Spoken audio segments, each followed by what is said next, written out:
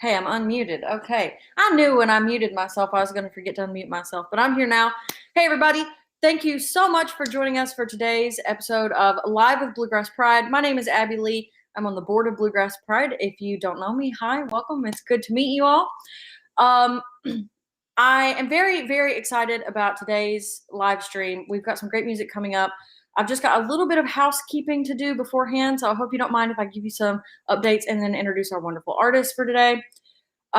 Bluegrass Pride this is the first Live with Bluegrass Pride that I've hosted, so I'm looking forward to it. And one of the reasons is because this is a way this is a way for us to come together when we're far apart. I know that as many of us are getting vaccinated and we're looking forward to some kind of normalcy returning.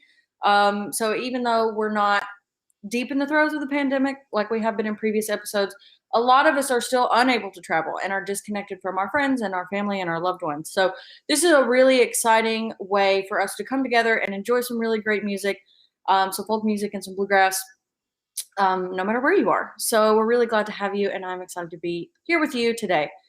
As a reminder, Live with Bluegrass Pride is a fundraiser, and your donations and your memberships keep Bluegrass Pride going strong.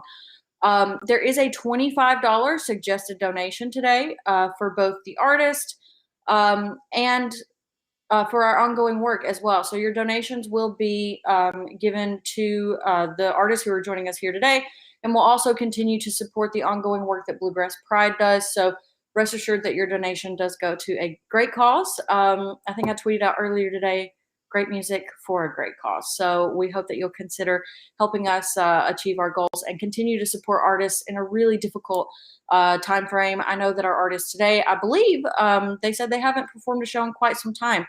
So it's really impactful for us to know that we can continue to provide opportunity for artists who want to get out and share their music and their art, and you're a part of that. So thank you for being here to support that effort.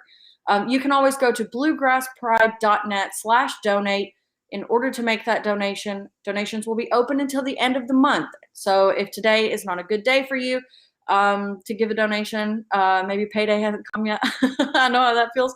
So don't worry, you've got plenty of time to go and support. I also would like to give a quick shout out to some of our new members. If you weren't already aware, we just implemented a brand new membership system. So it's a new way for you to support Bluegrass Pride and for us to give back to you as well. So I have the list here in front of me. We want to give a big shout out to Elise in New Hampshire, Kathy in Maryland, and Wilder in California. Thank you so much for becoming members. We really, really appreciate your support and your membership, especially because this program is quite new, and you guys are buying into it and supporting it, and we really appreciate that. You can go to bluegrasspride.net to become a member and to learn more about the membership tiers, because there are several. Later on, a little bit later on in the show, I'll kind of talk to you about the membership tiers just a little bit more, but for now, just know that you can go and learn more about those on our website. And so now it is my great pleasure to introduce Ismay, who you also may know as Avery Hellman, a sheep-raising, we're going to talk about that, land-conserving singer-songwriter who has a unique cowbirl style. Welcome, welcome, welcome, Ismay. Hey, we're so excited to be here in the old sheep barn in Northern California. Thanks for having us. Yeah, I was going to ask you about the building that you're in, so I'm glad to know that it's a sheep farm. That's going to guide our conversation later. You also have today with you Andy Follander, and I wondered if you wanted to, and I know Andy isn't wearing headphones, so you might be answering some of those questions, which is fine, but I wondered if you want to talk really quickly about how you two started jamming together and give us a little backstory on Andy real quick. Yeah, well, I was at a sort of like community. It's not an open mic, but it's the T Sisters used to have this variety show. That's what they call it, variety show. And T Sisters are an amazing band based in Oakland, which is close to where we're at here. And I had this really, really sweet guitar. I'm not playing it today, but I had a sweet, sweet guitar that I brought out of its case. And I remember Andy and a couple of other musicians came over to admire my guitar backstage at the variety show. So that's how we met. And I didn't realize at the time, but Andy actually was living with my cousin. So you had something in common and didn't even know. Exactly. Kind of funny how that works out. I wanted to ask you because it's so personally interesting to me about living in rural California and living a cowgirl lifestyle because those are things that seem to show up in, I would say, most of your music. Is that right? Yeah, definitely. I think, being here on this ranch was a huge formation of me as an adult, especially, and it's where I live and where I work. And so, all of the things that happen here, raising sheep, working with horses, trying to, restore ecosystems, they all inform a lot of the songwriting that I do, for sure. And I wanted to ask because I just listened to your podcast episode, Leaving Sonoma Mountain. I wondered, are you still on Sonoma Mountain, which obviously, by the way, is the part of the inspiration behind your title of your latest album, Songs of Sonoma Mountain. So I wondered if you could talk about where you are now. Are you still on Sonoma Mountain in California? Yeah, we're still here on Sonoma Mountain right now. I've been spending a little bit more time in a couple different places doing kind of the similar kind of thing, ranch work and playing music. But as of right now, we're still here in the sheep barn, and this sheep barn is so authentic that the manure carrying device is still here to circle around the room in case we have any manure. Well, I hope the two of you won't be producing. So, Let's hope so. I hope we're a um, little more civilized. well, even though we are live, we're like a TV show. We have not a delay, but we have someone helping us out. So if it comes to that, we'll just cut the video. Um, um, so I wanted to. Well, first of all, let me. If you're watching this, you can tell I'm going back to look at my notes to make sure that I don't forget anything. And I want to make sure that we talk about that album really quickly. And Songs of Sonoma Mountain is available on all streaming platforms, correct? Yeah, that's right. It's been about 1 year since I put that record out. It was my first full length record. Okay. And I mean, you've kind of touched on it a little bit. I was going to ask you about the streaming setup, and now I know that it's in the sheep barn with the manure mover. But when we talked before the show, you mentioned that you hadn't done a show in quite some time because of COVID. So I wondered what you had to do to get ready for today's show, today's live stream. Yeah, it's funny. Since I put that record out a year ago, I put it out literally like the first week of March was my shows started. So it came out and coronavirus hit, which, in some ways good, in some ways bad. And so I didn't get a chance really to do other than one show for that record release. And so, for a while I was kind of holding on to some hope that something would pan out, just as like everybody was. And it was so unclear. But then I ultimately, I realized I need to move on to the next record. So it's been kind of a funny thing because Andy and I have been practicing to make our next record, and I've been writing tons of songs, and so I have to kind of return back to some of the material that's from Songs of Sonoma Mountain. Like, I don't even remember the lyrics from some of the songs anymore because, yeah, I've only done a handful of shows online since then, and then a lot of one-off videos. So I had to kind of go back and think about the songs, but really, for those of you folks out there who are musicians too, I've been kind of thinking about, my singing and working a lot of my singing technique and doing more singing lessons. So that's kind of what I've been getting into is like a little more the technical side of things. And then Andy, I'm not afraid to admit, is a much stronger instrumentalist than me. So I've been taking tips from Andy on accuracy with my right hand and whatnot. So it's interesting to come back to the songs after I feel like I've been working on my technique. So we'll see how it goes. You guys have to tell me if it's better than the record or worse. When you say technique, you mean like vocal training? Yeah, like vocal training, but sort of like making sure that I'm, singing my authentic voice. I've taken singing lessons since I was a kid, but I'm always, every musician knows and every artist knows, it's such a dynamic between forging your own way and not paying too much attention to the technique and to the perfection, but then also like being willing to admit when, okay, I want to sing better, pitches, or I want to be, you not be able to hear my breath when I sing. So I swing pendulum back and forth, and right now I'm kind of in a space where my mind is open to kind of working on my vocals. So I've been just trying to do that. It's been really fun actually, and I've also been kind of trying to think about pronunciation and like how does pronunciation in words play into pronunciation in music. So it's been pretty fun actually. I think when you're talking about, finding your authentic voice, it is very important and very interesting, particularly in this uh, genre, anything that's folk or Americana or bluegrass, we really tend to crave that authenticity. So that's a really interesting point. One of our friends, Jeremy, asked if Andy got a new pair of glasses, but I don't. Andy, are you wearing glasses? He should be wearing a pair of glasses. He Oh, refuses to get glasses. is that because I'm squinting a lot? Had a bit of I a was long like, weekend. I thought maybe it was an inside joke that I didn't get. So anyway, Wait, Jeremy? Jeremy asked if you got a new pair of glasses. I don't know who Jeremy is. Well, Well, you know lots of Jeremys. Yeah, well, feel I their know last name, a of course, Jeremy or but, two or three maybe. But Yeah. Well, you know what? Oh my gosh. What is it? Wait a minute. This is such a deep reference. We did a live stream, and now I remember, like a year ago, and there was something about we need Andy's glasses fund.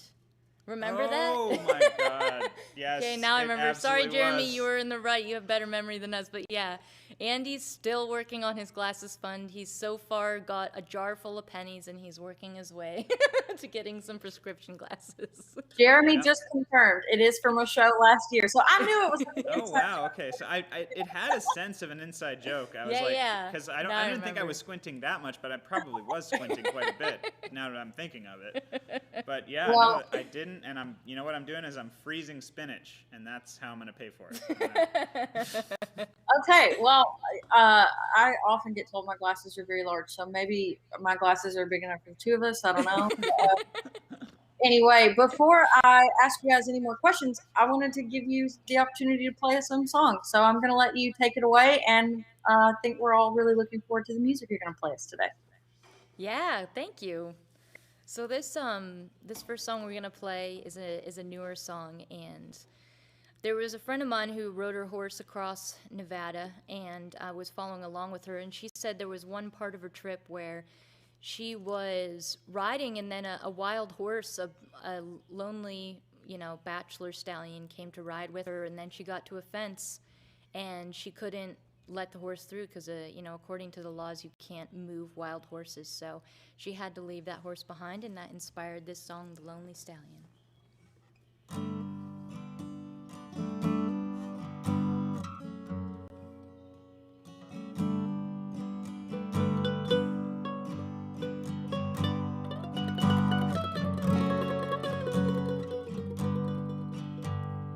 Dawn of the day, and I find myself alone. I have been here since the dusk, amongst the stones and the sky and nothing else, save for some rambles and brush. I used to be with others like me. Dawn of the day, and I find myself alone. I'll perish here without much.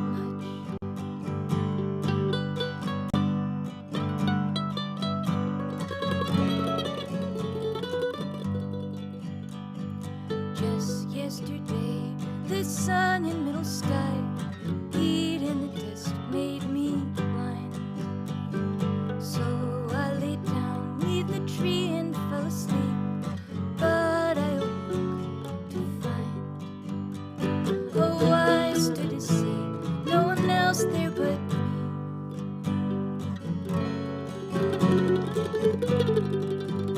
in his canyon, I'm good as dead. Round I run in frantic strides. Beneath the banyan, I laid my head, left behind when the sun made me blind.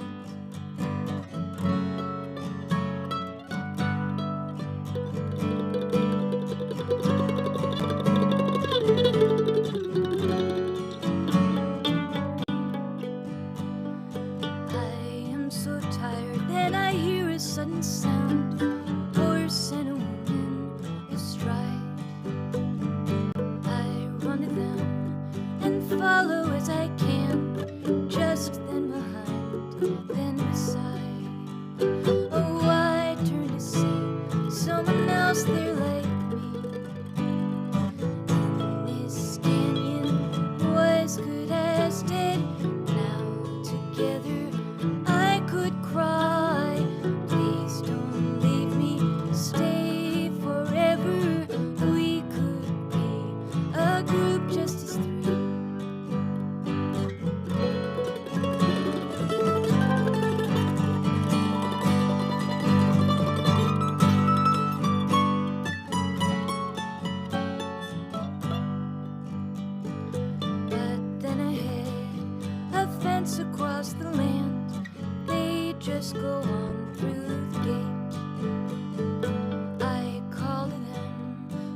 I just have to stand. They travel off as I wait, and now it's just me. Canyon walls all I see. In this canyon, I'm good as dead. Round I run in frantic strides. Neath the banyan, I laid my head, left behind when the sun made me blind.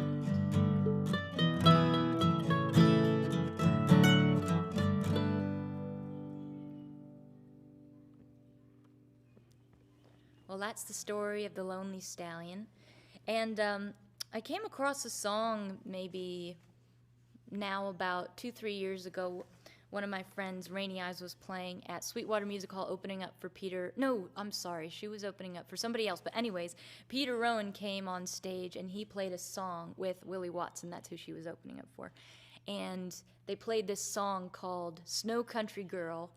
And, you know, everybody has that moment where you're sitting in an audience, you've been to loads of shows, and then you just hear a song that transcends sort of the normal connection with music. And when I heard this song, that was just one of those songs. I absolutely loved it. And so I kind of came up with a version that's a little quicker than his. But if you haven't heard his version, it's really great. Snow Country Girl. And Gillian Welch sings harmony on it, so I think it's a newer song, maybe released in the last 10 years or so. Okay. That performance was also when Peter Rowan made the sort of radical claim that the 60s would not have happened if they had guitar tuners. Yeah, and I'd always Peter remember Rowan that, claimed. and I was like, I don't know about that, but it's an interesting interpretation. I just wonder how much smaller the guitar tuners are going to get. They're going to be implanted to our eyes someday. Yeah, that's right. Is that what you were going to say? They already are for some people. Okay. 1, 2, 1, 2.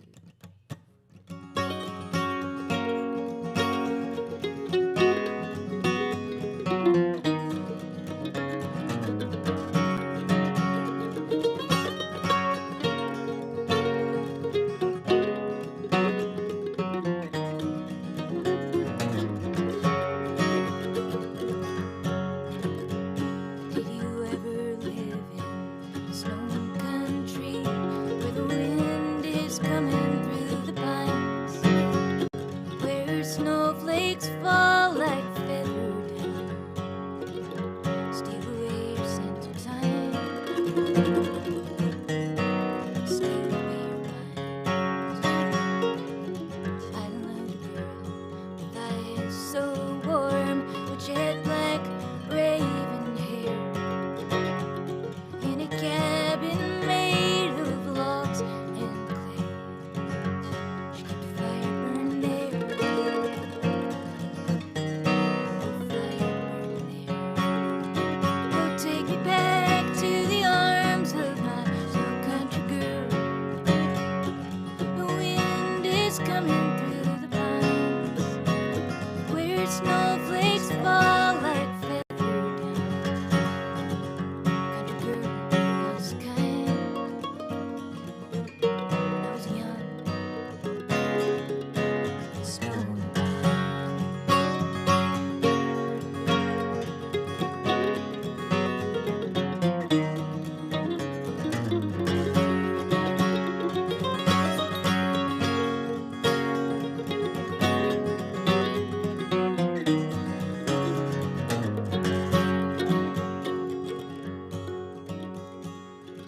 Early one morning I heard wild crows call,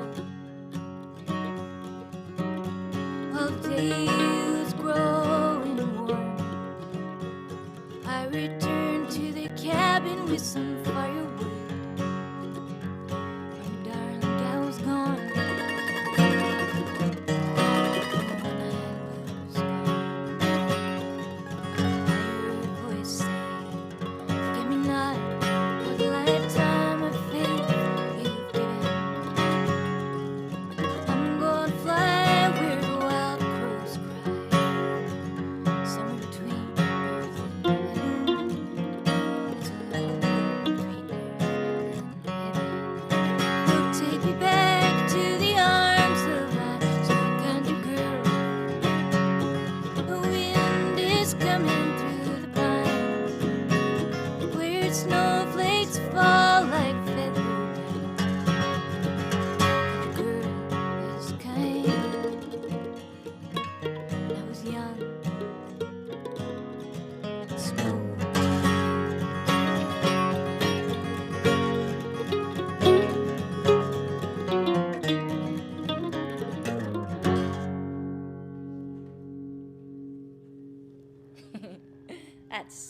Country Girl. I thought it was called Snowblind, but I think both are good titles.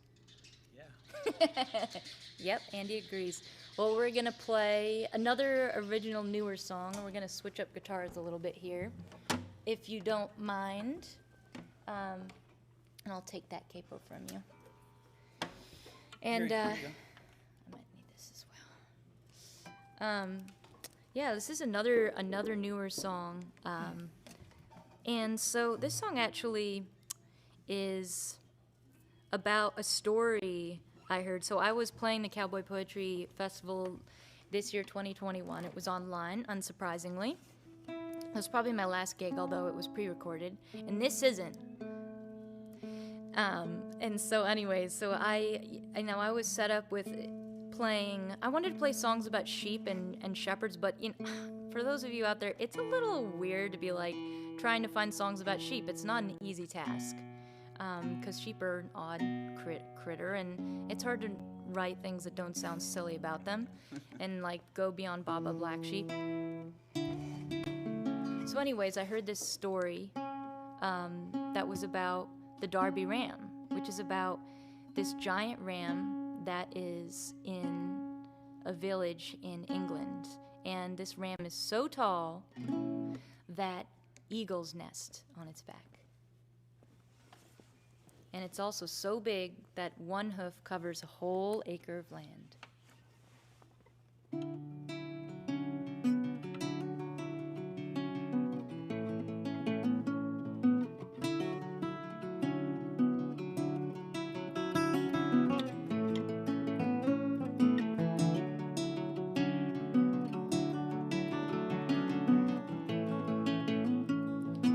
I was rounding up my flock when Father called and said I should make my way to town.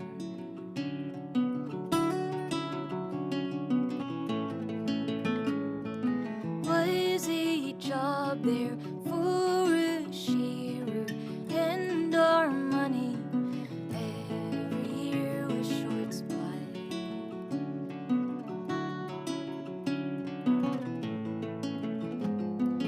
I made my way down the briar line path, and I'm cold when a shadow you cast. It darkened the sky and it darkened the land.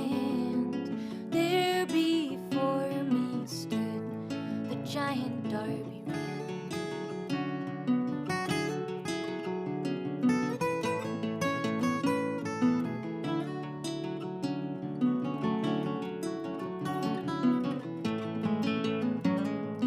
Back so tall that eagles nested, some attested, all was as deep as ocean wide.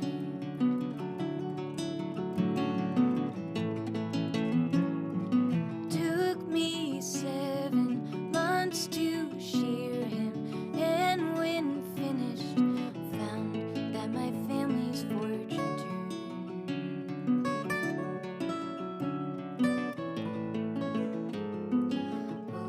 The ram filled the bags by the thousand. Money we made for to buy a new plow, and riches abound, and my family was able evermore to have a full table.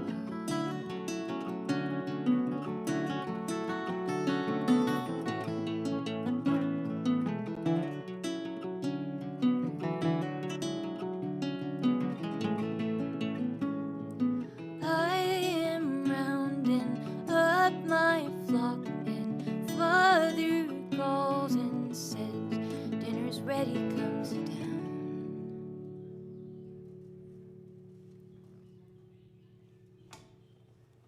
That's the story of the shearer and the Darby ram. Nice. You want to go get the surprise? Oh, sure. I'm ready for the surprise. I imagine that if you had that much wool that you sheared, it would be fun to jump in a big pile of it. That's a lot of wool. That's a good point. I should try that. I think I take sheep shearing a little too seriously. I should lighten up and enjoy it a little bit more. You gotta loosen up a little bit. You gotta enjoy it. Yeah, exactly. I'm like, I'm watching Andy, but where's he going? What's he getting? What's he doing? But while we're kind of on this subject, and this is a really great place to put this question, there was something that we had in common that I didn't know, which was birthing little animals. When I was a kid, I grew up on a farm, and it's not like an industrial farm. Like my family had some land and we had some animals. It was not professional. But I used to watch my grandfather birth baby goats. And so when I listened to your podcast and you were birthing lambs and little baby sheep, it really resonated with me because those were things that I did when I was a kid. And I wondered if you could talk to me about that experience. But before I have you do that, I listened to your podcast on YouTube, but it's available on other platforms, right? Yeah, it's available on Spotify and Apple Podcasts. And then, yeah, you can go to my website too, and that's an easy way to find it. But YouTube's great too. That's how, yeah, I found it from your website. And it was, I'm going to ask you about the audio in a minute because I'm just like fascinated to know how that works. But anyways, yeah, talk to me a little bit about working with the sheep and what that experience of being a ranch hand is sort of like.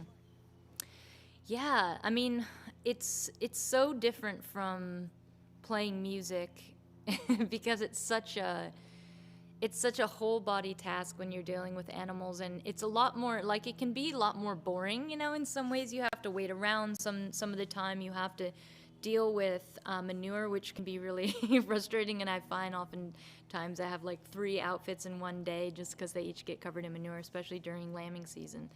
But I really love doing it. I mean, I was thinking yesterday, we had to deal with sort of like a situation with our sheep where we had to shear them a little bit just to keep them healthy in the warm weather. And the vet came over, and, you know, I was really grateful because the vet was the one who told us we should do this so that our sheep didn't get sick. And I was just thinking, wow, like this vet, and when you're around a farm, you're just witness to these bizarre, like, miracles all the time. And I was remembering back because that vet was on the phone with me earlier this year when I was dealing with a sheep that had a breached lamb. So it was a lamb that was, there were twins, twin lambs that were being born, and one of them was coming, they were kind of trying to both come out at the same time. And so I had never done this before, but I had to reach my hands in and feel what was going on, and I had to pull them each out. It was really rough because I could tell the sheep was in a lot of pain, and I really didn't want to be the one inflicting any kind of pain on her. But basically what I had to do is I realized that one was coming out backwards and the other one forward, so I had to push one back in and pull the other one out, and I was convinced that they weren't going to make it, but I was really lucky that both of the twins made it out and they were totally safe. And the vet was on the phone with me the whole time telling me what to do. So you're witness to so much more of like life and death, and there's a lot of tragic things that happen too. But you're just so much more present with that, and I'm sure you experienced that as well. I'm looking behind you. Yes, and I want to touch on that, but I know what's coming up, and I want to see him or her. This is Abalone. He's a Navajo churro lamb. He's saying hi. Hello, Abalone. Getting the this is our special treat. His little eyes. Oh, he's so cute. You're gonna make me cry. Isn't he so cute? He's such a sweet boy. I know, it's their arms just, whenever you hold them, they just go up. It's pretty hilarious. He's on a roller coaster. He's like, wee. He's so cute. He's a bottle baby, so his parent rejected him, so we've been bottle feeding him here for the last couple months. He's super friendly though, and so the good thing is when, as you probably know, Abby, when they're bottle raised, they kind of see people as part of them. They're not as like afraid, whereas the other lambs are like, I want nothing to do with you if possible. He's a little more like, okay, like you're one of the crew, you know. He's not freaking out. He's such a sweetie. We've had our share of bottle babies, and even though after my grandfather passed, my mom had always really wanted cattle, so she switched over to cattle, which I was not a huge fan of. I've warmed up to them now, but she's had her fair share of calves, bottle baby calves is what I'm trying to say as well. But you said something there that was kind of like, and I'm really glad the twins that you were just talking about made it. But there was this moment in the podcast episode, I think it was episode 8, again, that same one, leaving Sonoma Mountain, and you were talking about losing a chicken.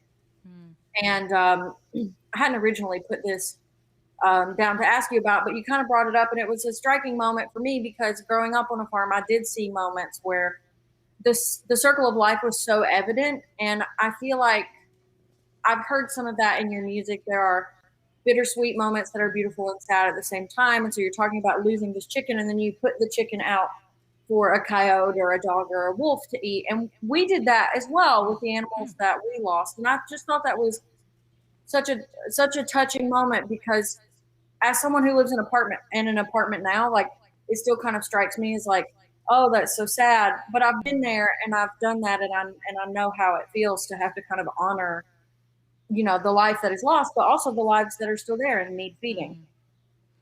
Yeah, it's interesting. Yeah, it's good to hear that we're not the only ones who do that.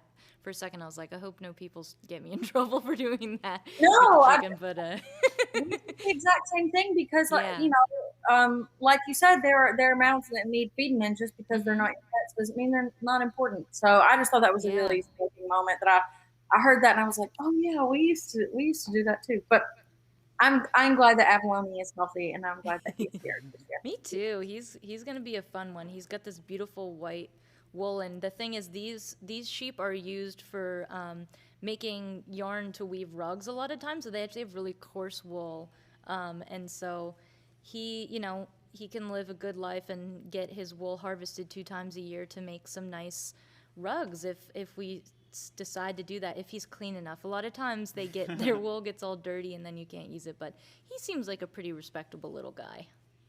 Yeah, he definitely seems like hygiene, personal hygiene. He cares about it. I know, if I lived outside and I was white, this color, I certainly wouldn't keep this clean.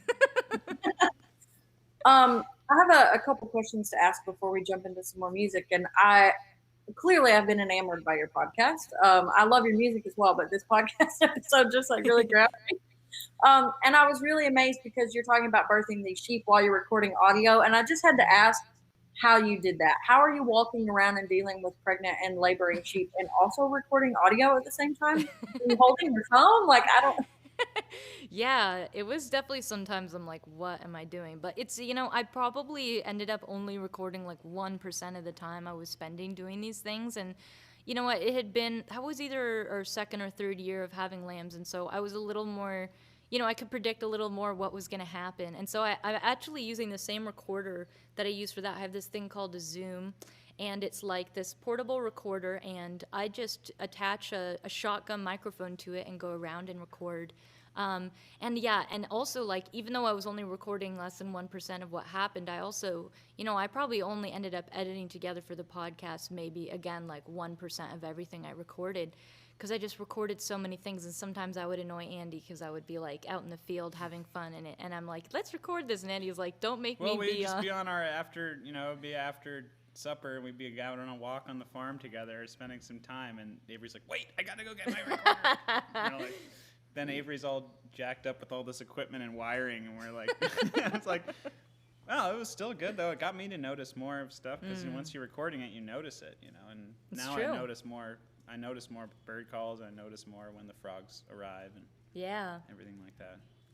Yeah, and I think it's a great thing, like, I got into music before I really got into audio storytelling, and if people are, it's a great overlap, music and audio storytelling, because they have so much in common, but they're also completely independent sort of like art forms. So I think, like, if people are looking for projects to get into and they're musicians and they have that understanding of audio, I think people should go for it. They should work on telling their stories.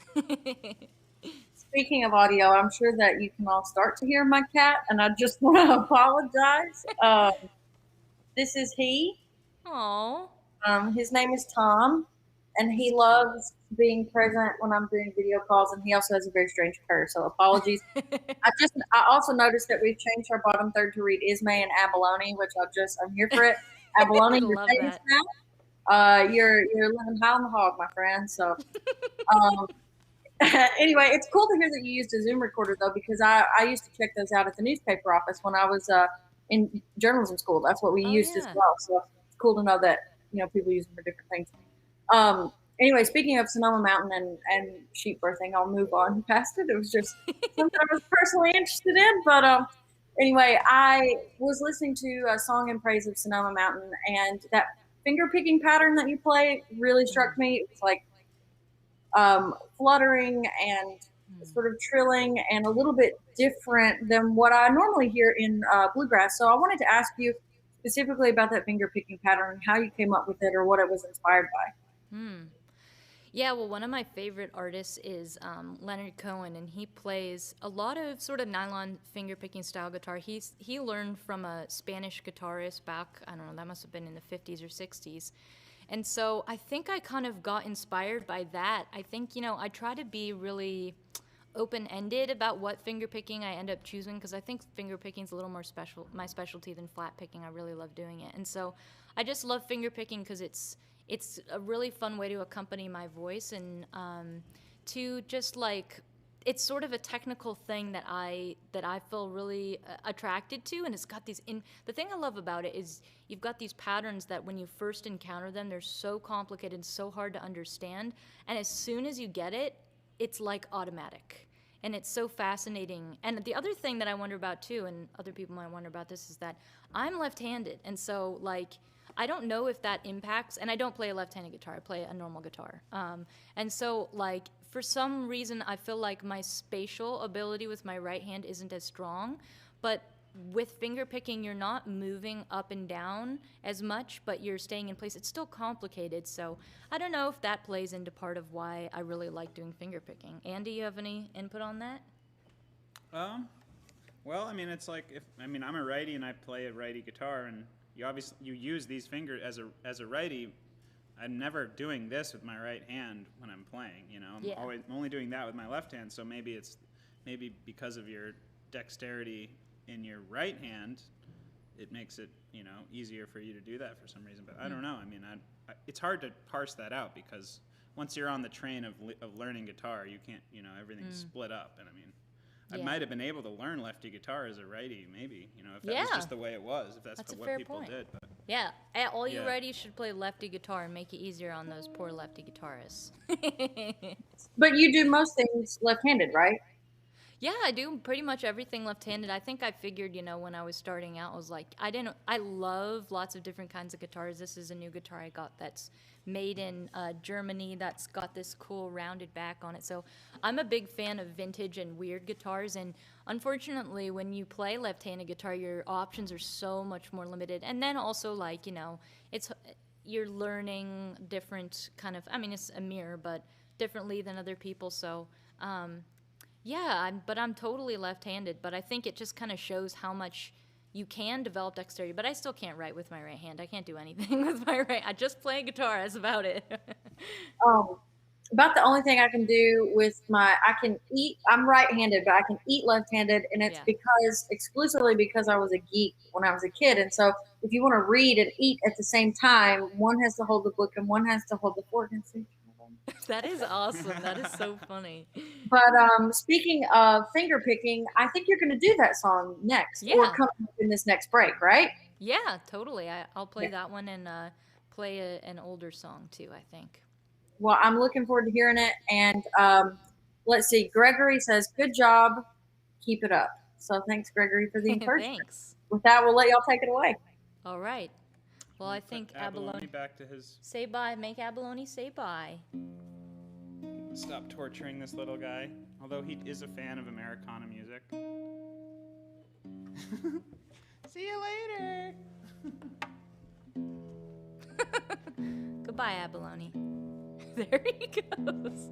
He's tame. He's a real tame little buddy.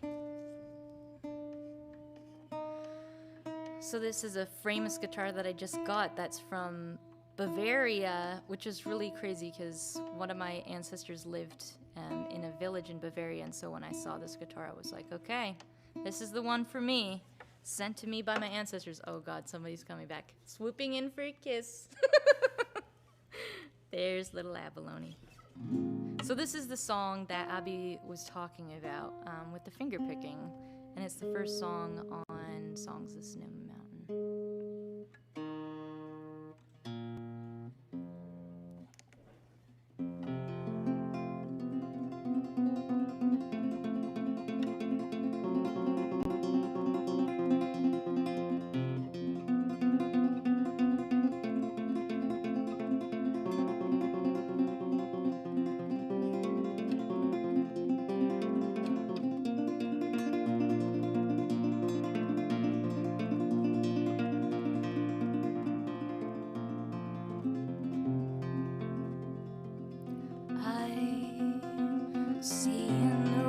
rocks and the rills. Fox and the blackbird are crying aloud, but they're not in pain. Oh, they're simply singing your name. The fire was there at your feet, raising its heat. It was not there to burn or bring you to flames, but kneeling and singing your name.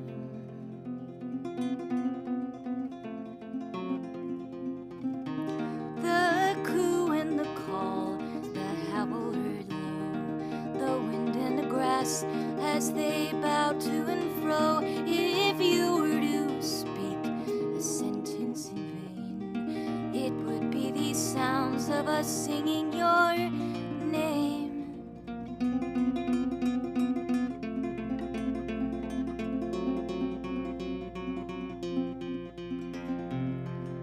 The hawk, she does circle and shriek, mouse in her beak, she is crying aloud and flies to exclaim, praising the sound of your name.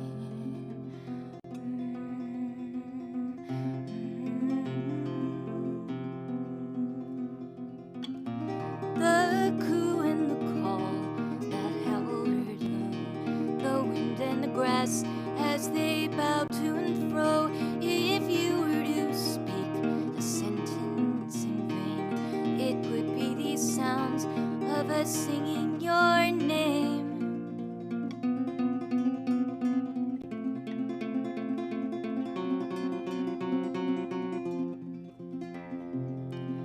As rivers go dry, run aground, ceasing their sound, they are whispering still. Though singing does wane, they're always praising your name.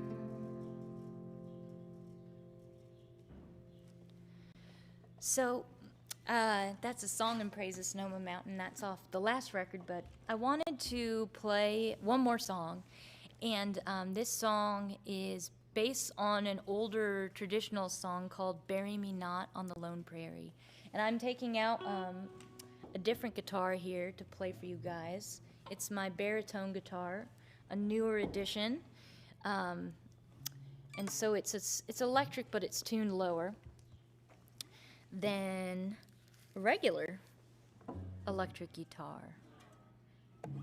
So you'll notice it's really got a lot going on in the low end. And I'm just making sure. Got my set list here. Okay. So,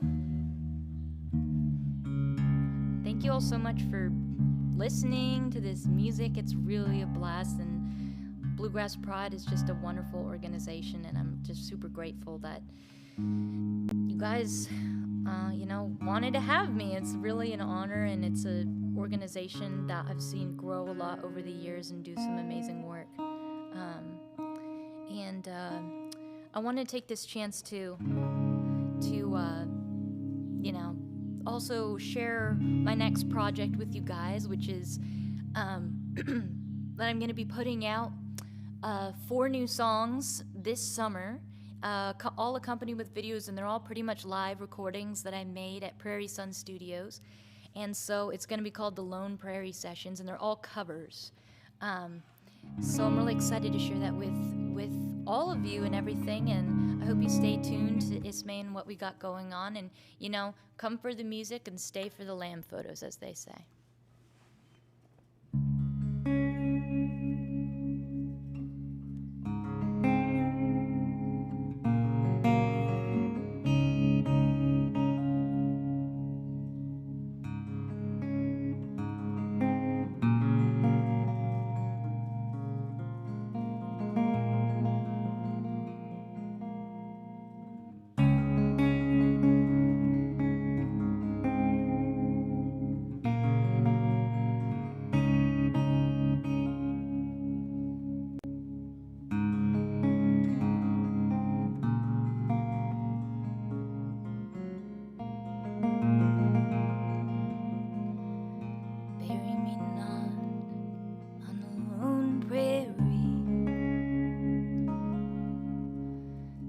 His words came low and mournfully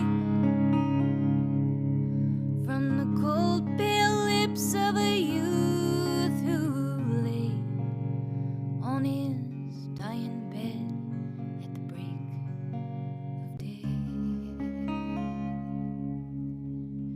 He wasted till upon his brow,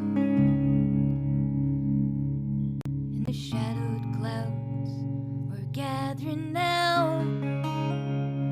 He thought of his home and his friends so nigh. Oh, the cowboys gathered to see him die.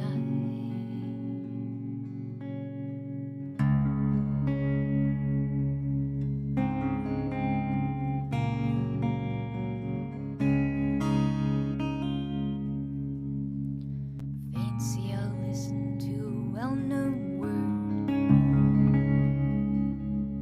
of the free wild wind and the song of birds. He thought of his home and his friends so nigh. Oh, the cowboys had gathered to see him die. I often thought it'd be late when I die by the old churchyard, neath the green hillside, by the side of my father, let my grave be. Oh, bury me not on the lone prairie, where the dewdrop fall and the butterfly rest, where the wild blossoms bloom and the buried rest, where the buffalo roam and the winds blow free. Oh, bury me not on the lone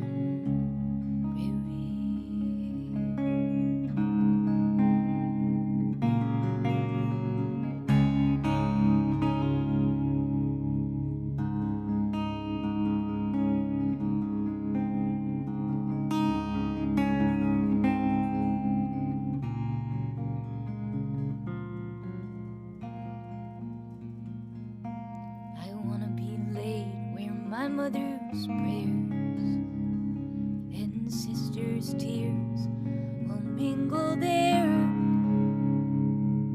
where my friends can weep over me.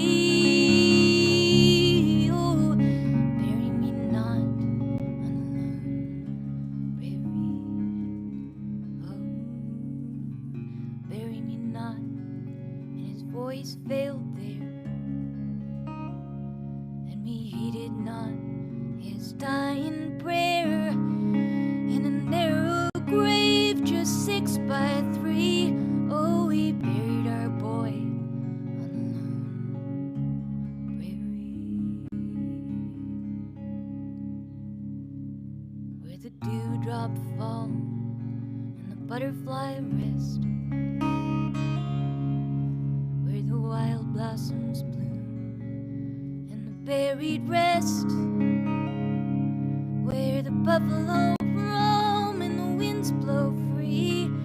Oh, we buried our boy on the lone prairie.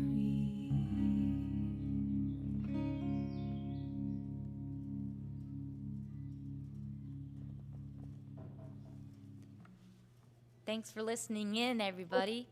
Hey, thank you. Thank you for the music and thank you for the kind words that you said about Bluegrass Pride there a minute ago. It is a good reminder that we are a growing organization, one that I'm super proud to be part of. I just joined the board this year, or was elected to the board this year. I think that's a good point to bring up that, again, we are a developing organization, which is why right now your donations make such a difference to us. I mean, donations are always appreciated, but as an organization that is actively trying to accomplish new goals and expand our programming, today's suggested $25 donation is so meaningful to us. All the proceeds from live, God, I'm getting tongue-tied today, y'all. I'm sorry. All the proceeds from Live with Bluegrass Pride are shared evenly between the artist, aka Ismay, and Bluegrass Pride, and we are a 501c3. In case that isn't important to your contribution, the funds that you donate go towards supporting our ongoing year-round operations, like allowing us to continue hosting paid performance opportunities like this one, which, as I'm sure you know, are incredibly important right now because of COVID and because things are so uncertain for musicians. But it also helps us invest in long-term resources that will benefit musicians even after the pandemic, like the forthcoming Safe Venue Directory. That project and Bluegrass Pride in general is about creating a safer and more inclusive bluegrass community. So the suggested $25 donation is a big deal for Ismay and for artists, all of our artists that come on live with Bluegrass Pride. But it's also a big deal for us as well because, like I said, it continues to help this growing and developing organization really reach those aspirations and goals that we have of creating a more inclusive bluegrass community. So if you're able to give today, we're very grateful. But hey, listen, times are tough, and I understand if that's not if you're not able to make a financial contribution. Just know that we have lots of opportunities as well to volunteer. In fact, our wonderful executive director, Kara Kundert, told me that today we posted 2 new volunteer opportunities. So if you're not able to contribute financially but would like to give your time, go to our website and learn a little bit more about becoming a volunteer because it takes a village, and we really need the help as well. So whichever way you're able to participate and support the organization, just know that we are extremely, extremely grateful. So, Ismay, is there anything that, or where can we find you? Is what I'm trying to say. Let people know where to follow you and where they can continue listening to your music after this live stream is over. Yeah, well, the best place to follow me is, whatever social media channel you use. If it's Facebook or if it's Instagram, I'm just at Ismay Music. And then, my music's on Spotify, and I got my website, ismaymusic.com, and so I'd love to, see you guys on any of those platforms and maybe send me a message if you like the show. And, I hope you guys also, support Bluegrass Pride. It's a really great organization. I think it's doing such an important thing to create community in a world where so many of us are isolated and separated, and it's so important to create a space for people to feel supported by one another. So I'm honored to be here, and I implore all you guys watching to put your pedal to the metal and pedal it on down to Bluegrass Pride Town. I love that. Pedal it down to Bluegrass Pride Town. And I just wanted to let everybody know that we also did confirm next month's Live with Bluegrass Pride will be Annie Stanick, who's a fantastic filler. That will be May 16th at 1 p.m. Pacific time. So, Ismay, maybe you can come and be a spectator next time for the next stream. Oh, yeah. That sounds like fun. Well, thank you so much for joining us today. It was an honor to meet you as your quote-unquote host. I'm so glad that we've had a little time to chat today. Thank you so much for playing us some great music. And listen, tell Abalone when he gets famous to remember me, because I feel like he's got a long and storied career ahead of him. He's ready for it. He's a bit of a narcissist. So yeah, well, like you were saying, that's why he keeps his wool so clean, is because he knows that he's, people are viewing him. He's got fans that he has to really keep that image up. So it's true. Well, thanks to you and Andy. Please consider contributing to and donating to and supporting Bluegrass Pride in whatever way you can. Again, there is a $25 suggested donation today, but regardless, we're just so grateful to all of our viewers, all of our fans, and all of our friends and family who are here watching today. Thank you so much for joining. Don't forget to join us next month to see Annie. Again, that's May 16th at 1 p.m. PT, and you guys will be getting Facebook and Twitter notifications about that. So thank you, Ismay. And we'll see you all again next time. Bye-bye. Bye, everybody.